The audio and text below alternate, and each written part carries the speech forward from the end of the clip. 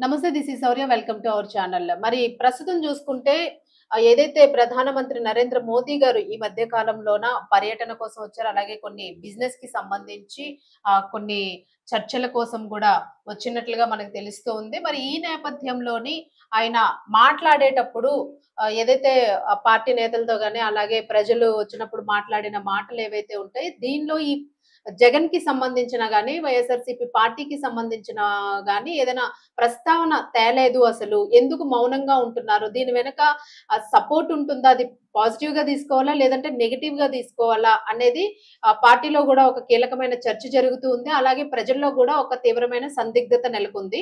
ఎందుకు అనంటే కేవలం ప్రతిపక్ష పార్టీ హోదా గూడా సంపాదించుకోలేని స్థాయిలో ఉన్న జగన్ విషయంలోని ఎందుకు మోదీ మౌనంగా ఉంటున్నారు? ఇంకేదైనా బ్యాక్‌గ్రౌండ్‌లో ఇంకేదైనా జరుగుతోందా అన్న ప్రశ్న గూడా వెల్లువెత్తుతుంది. మరి దీనికి సంబంధించి డీటెయిల్స్ ఇవ్వడానికి ఈరోజు మనతో పాటు బీజేపీ అధికార ప్రతినిధి, సీనియర్ లీడర్ పూడి తిరుపతిరావు గారున్నారు. వారితో మాట్లాడదాం. నమస్తే సార్. అందరికీ నమస్కారం అండి. నమస్తే సార్. సార్ విన్నారు అంటే గత కొద్ది రోజులుగా గూడా దీనికి సంబంధించి మీరు చూస్తూనే ఉండుంటారు న్యూస్ గూడాను. అలాగే ప్రజల నుంచి గూడా కొంత క్వెషన్ అనేది వస్తూ ఉంది. ఎందుకు మోదీ మౌనంగా ఉంటున్నారు అసలు? ఎందుకంటే గతంలోని ప్రభుత్వం జగన్ ప్రభుత్వం ఉండేటప్పుడు మనము ఆయన్ని స్టేజ్ పైన మాట్లాడడంలో విశాఖపట్నంలోనే పక్కకి నెట్టేశారు అన్న ఒక విజువల్‌ని గూడా చాలా ఫోకస్డ్‌గా వేసిన సందర్భాన్ని గూడా మనం చూసాం. అంటే అంత వ్యతిరేకంగా ఉన్నారు ఆ పర్సను అన్నట్టు. మరి ఇప్పుడు ఎందుకు మౌనంగా ఉంటున్నారు? దాన్ని ఇష్టం అనుకోవచ్చా? లేదంటే కష్టం అనుకోవచ్చా? దాని వెనక అసలేముంది అని ఊహించొచ్చు అంటారు? ఇది నేను 2 విధాలుగా మీకు వివరిస్తాను. హ్మ్. ఒకటేంటంటే, వారు వచ్చినటువంటి సందర్భం ఒకటి. రెండవదేంటనేసంటే, రాజకీయంగా అప్పుడు ఆయా పరిస్థితుల్లో ఉన్నటువంటి పరిస్థితులు ఒకటి నేపథ్యంగా ఉంటాయి సాధారణంగా. హ్మ్. ఇప్పుడు వచ్చిన సందర్భం గురించి నేను ముందు మీకు చెప్తాను. ఇప్పుడు వారు వచ్చింది మొన్న రాయలసీమ పర్యటన, కర్నూలు పర్యటనకొచ్చారు. పనిలో భాగంగా వారు దేశంలో ఉన్నటువంటి అన్ని జ్యోతిర్లింగాలని వారు దర్శిస్తున్నటువంటి తరుణంలో శ్రీశైలం జ్యోతిర్లింగాన్ని కూడా వారు దర్శించుకోవడం జరిగింది. ఆ తర్వాత అభివృద్ధి కార్యక్రమాలకు సంబంధించినటువంటి సమావేశం అది. కేవలం అభివృద్ధి కార్యక్రమాలకు సంబంధించినటువంటి సమావేశం తప్పిస్తే ఇదేమి ఎన్నికల తరుణం కాదు. ఎన్నికల ప్రచారం కోసం వచ్చినటువంటిది కాదు. అభివృద్ధి కార్యక్రమాలకి పూర్తయినటువంటి పనులను జాతికి అంకితం చేయటం, ఏదైతే ప్రారంభం అవ్వాల్సినటువంటి పనులకి శంకుస్థాపనలు చేయటం, దాదాపు 15,000 కోట్ల రూపాయలతో సంబంధించినటువంటి పనులు రాష్ట్ర వ్యాప్తంగా ఆ వేదికగా గౌరవ ముఖ్యమంత్రి గారు, గౌరవ ప్రధానమంత్రి గారు, ఉప ముఖ్యమంత్రి గారు కలిసి వేటిని చేసినటువంటి ఈ సందర్భంలో సాధారణంగా ప్రతిపక్షం తాలూకా ప్రస్తావన తక్కువగానే వస్తుంది. హ్మ్. తక్కువగానే వస్తుంది. ఇంకొక విషయం కూడా నేను ఇక్కడ మళ్ళీ జోడించదలుచుకున్నాను. రాష్ట్రంలో కూడా ప్రతిపక్షం తాలూకా పాత్ర వాళ్ళు పూర్తి స్థాయిలో పోషించేటప్పుడు కొద్దో గొప్ప ప్రస్తావనకు వచ్చే అవకాశం ఉండేది. రాష్ట్రంలో ప్రతిపక్ష పాత్ర వాళ్ళు పూర్తిగా విఫలం చెందారు.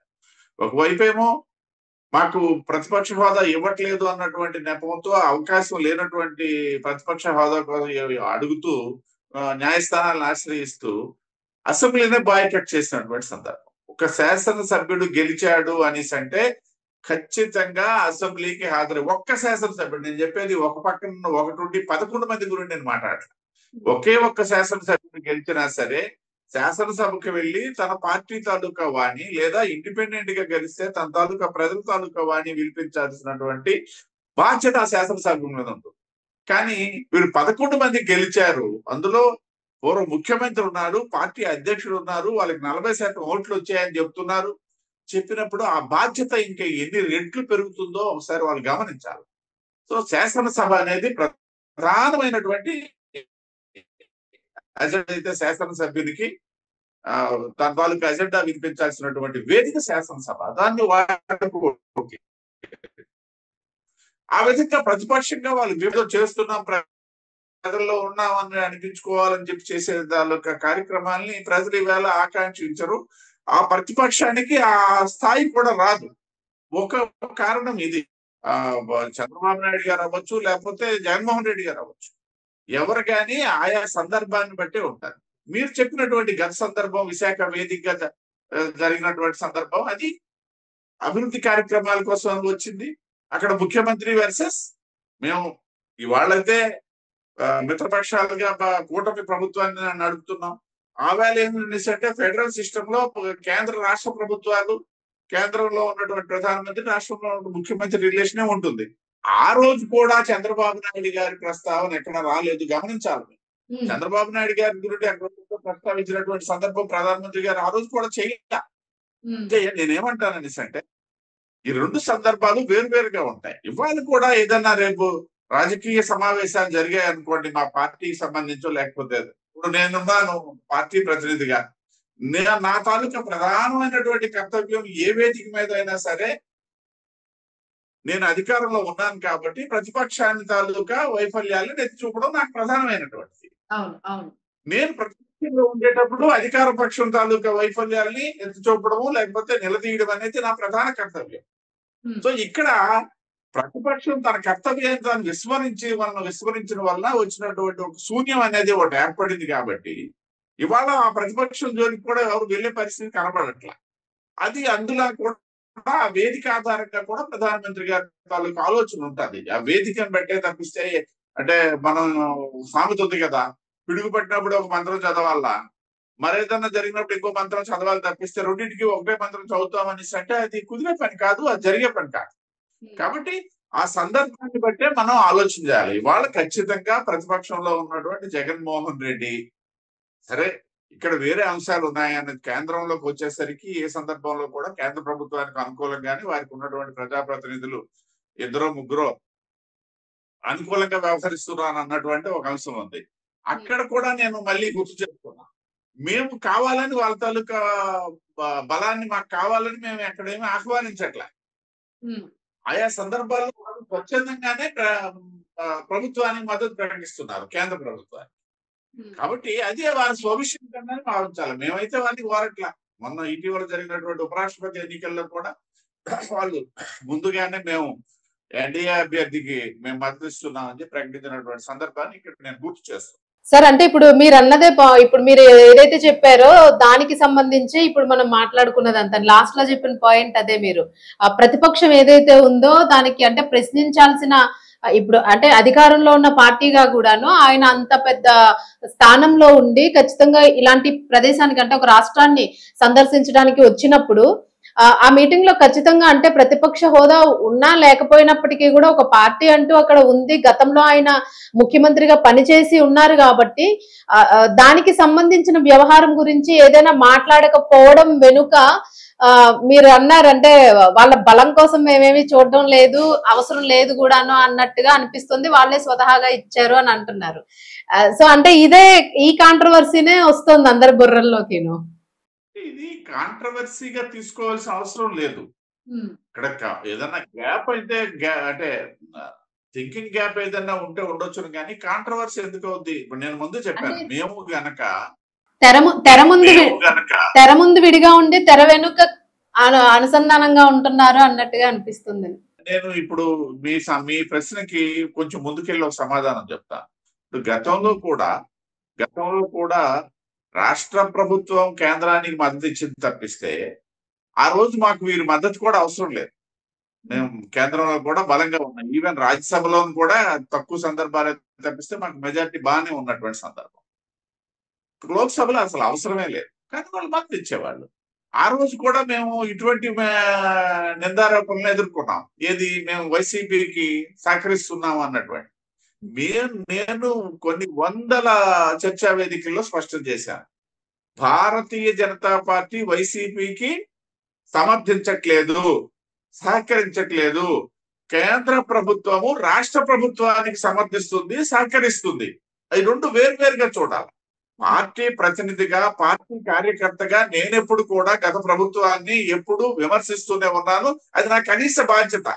ఎందుకనిసి అంటే వారిలాగా కాదు నేను చెప్పేది. వారు 11 మంది ఉండి శాసనసభకు వెళ్ళకపోయినటువంటి వారసులు వారైతే ఇద్దరు పార్లమెంట్ సభ్యులు ఉన్నటువంటి 1984లో ఒక ఆయన జంగారెడ్డి స్వర్గీయ, ఎక్కడైతే మన హన్మకొండ నుండి గెలిచారు, ఇంకొక ఆయన సిఆర్ పాటిల్ మహారాష్ట్ర నుండి గెలిచారు. మహారాష్ట్ర ఆనాడు వాజ్పేయి అద్వానీ గారు ఓడిపోయినప్పటికి కూడా నా పార్టీ వాణి వినిపించడానికి వారిద్దరూ 100% హాజరుతో పార్లమెంట్ కి హాజరయ్యి ప్రజా సమస్యల్ని అక్కడ ప్రస్తావించి అధికార పార్టీని బలమైనటువంటి అధికార పార్టీ ఆవేళ 1984లో దాదాపు 400 సీట్లు వచ్చినటువంటి సందర్భంలో వాళ్ళని నిలదీసినటువంటి చరిత్ర కలిగినటువంటి పార్టీ వారసునిగా నేను చెప్తాను. నీవు ఏదైతే రాష్ట్రంలో ప్రతిపక్ష పాత్ర వహించడంలో విఫలమవుతున్నావో ఆ విఫలమైనటువంటి నేపథ్యంలో నీ వైబ్రేషన్స్ కనుమరుగైపోతున్నటువంటి సందర్భంలో ఇటువంటి ప్రస్తావన వస్తుంది ఖచ్చితంగా. ఎస్ సార్ ఎగ్జాక్ట్లీ మీరు అన్నది. మీరు అంటే ఉన్న కన్ఫ్యూజన్ ని ఖచ్చితంగా కొంతైనా తీయాల్సి ఉంది కాబట్టి సో ఖచ్చితంగా మీరు ఈ క్లారిటీని బట్టి కొంత క్లారిటీ వస్తుంది ప్రజలకు కూడాను. సందిగ్ధంలో ఉన్నారు, అలాగే పార్టీల్లో కూడా కొంత సందిగ్ధత నెలకొంది దీనికి సంబంధించి. ఎందుకంటే ఒకవేళ దానిలో ప్రస్తావించినట్లయితే వాళ్ళకి ఏదో ఒక పాయింట్ దొరుకుండేది, వాళ్ళల్లో వాళ్ళు పొగుడుకున్నారు తప్ప ఎలాంటి కామెంట్ రాలేదు అసలు దాని వైపు నుంచి అని చెప్పేసి. అంటే మీరేమో పూర్తిగా శూన్యం అయిపోయిన తర్వాత శూన్యంలోకి ఏం చూస్తాం, శూన్యాన్ని ఏం లెక్కేస్తాము అన్నది మీరు చెప్పిన దానిలో మాకు క్లియర్ గా అర్థమైంది. అంతే కదా సార్? అంటే ఇప్పుడు ప్రజలు తీసుకోవాల్సింది కూడా ఇదే మెసేజ్. డెఫినెట్ గా అండి. అంటే ఒక రాజకీయ పార్టీగా నా తాలూకా విద్యుత్ కర్తవ్యాన్ని నేను ఎప్పుడైతే నిర్వహిస్తుంటూ పోతానో ఆ రోజు మాత్రమే నేను ప్రజల్లో ఉంటాను, ప్రజల్లో చర్చల్లో ఉంటాను, ప్రజల చర్చల్లో ఉంటాను. ఎప్పుడైతే నా విద్యుత్ ధర్మాన్ని నేను నిర్వర్తించట్లేదో ఖచ్చితంగా నేను తెర మీద నుండి కనుమరుగయ్యే పరిస్థితి ఉంటుంది అన్నమాట. ఇవాళ కూడా అదే పరిస్థితి ఉంది. ప్రస్తావించాలి అనేసి అంటే ఆ మనిషి తాలూకా ఉనికి కోల్పోయినప్పుడు ఎవరు ప్రస్తావించరు, అది ప్రస్తావన అర్హుడు కాదు. ఇవాళ వైసీపీ పరిస్థితి కూడా అదే విధంగా ఉంది. మేము గతంలో కూడా పార్టీ పరంగా ఎప్పుడు వైసీపీని సమర్థించింది లేదు, పైపెచ్చు ప్రభుత్వాన్ని నిలదీశాం. రాష్ట్ర ప్రభుత్వాన్ని నిలదీసినటువంటి పార్టీ భారతీయ జనతా పార్టీ. ఇంకా చెప్పాలనేసి అంటే కోవిడ్ సంబంధించి దాదాపు 2 సంవత్సరాల్లో ఈ రాష్ట్రంలో ఆ రోజు ప్రధాన ప్రతిపక్షంగా ఉన్నటువంటి తెలుగుదేశం పార్టీ కాస్త వెనకబడిందేమో కానీ భారతీయ జనతా పార్టీ కార్యకర్త వెనకబడలేదు, వెన్నంటే ఉండి వాళ్ళు నిలదీయడం కూడా జరిగింది. ఆ సమయంలో కూడా కోవిడ్ సంబంధించినటువంటి ఏర్పాట్లు అయితేనేమి, కోవిడ్ నిర్మూలనకు సంబంధించి తీసుకుంటున్నటువంటి చర్యలు అయితేనేమి, ఇతరత్ర అన్నిటిలో కూడా ఎప్పటికప్పుడు భారతీయ జనతా పార్టీ కార్యకర్తలు ఆ రోజు ప్రభుత్వాన్ని నిలదీసినటువంటి సందర్భాన్ని నేను గుర్తు చేస్తున్నాను. ఎందుకనేసి అంటే నేను ముందుగా చెప్పినట్టుగా పార్టీకి వైసీపీ పార్టీకి భారతీయ జనతా పార్టీకి ఏ సంబంధం లేదు. ప్రభుత్వం ఏదైతే ఇక్కడ నడుపుతున్నటువంటి వైసీపీ పార్టీ రాష్ట్ర ప్రభుత్వానికి, అక్కడ భారతీయ జనతా పార్టీ నడుపుతున్నటువంటి కేంద్ర ప్రభుత్వానికి ఉన్నటువంటి సంబంధాలు అది ఫెడరల్ సిస్టమ్ లో ఉన్నటువంటి ఒక సిస్టమ్ ఆధారంగా ఈ రాష్ట్రం విడిపోయినప్పుడు కూడా చిత్తశుద్ధితో ఉన్నాం. విడిపోయిన రాష్ట్రం అభివృద్ధి చెందాలన్నటువంటి చిత్తశుద్ధి మాకు ఉంది. కాబట్టి ప్రభుత్వ అధినేత ఎవరు, ప్రభుత్వం ఏ పార్టీ రూల్ చేస్తుంది అనే సంబంధం లేకుండా రాష్ట్ర అభివృద్ధి కోసం చేయాల్సింది ఆ రోజు చేశాం, ఈ రోజు మరింత చేస్తున్నాం తప్పిస్తే ఏ రోజు వివక్ష చూపే పరిస్థితి అయితే భారతీయ జనతా పార్టీకి కేంద్ర ప్రభుత్వానికి లేదు. Right thank you sir, thank you so much.